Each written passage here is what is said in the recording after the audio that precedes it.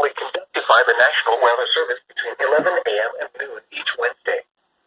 If there is a threat of severe weather, the test will be postponed to the next available good weather day. Reception of this broadcast, and especially the warning alarm tone, will vary at any given location. This variability, normally more noticeable at greater distances from the transmitter, can occur even though you are using a good quality receiver in good working order.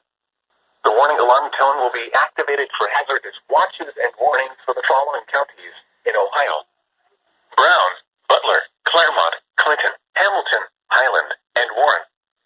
In Kentucky: Boone, Bracken, Campbell, Carroll, Gallatin, Grant, Kenton, Mason, Owen, Pendleton, and Robertson.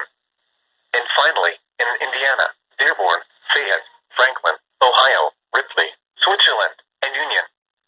This concludes the weekly test of weather radio station KIH 42 Covington, Kentucky.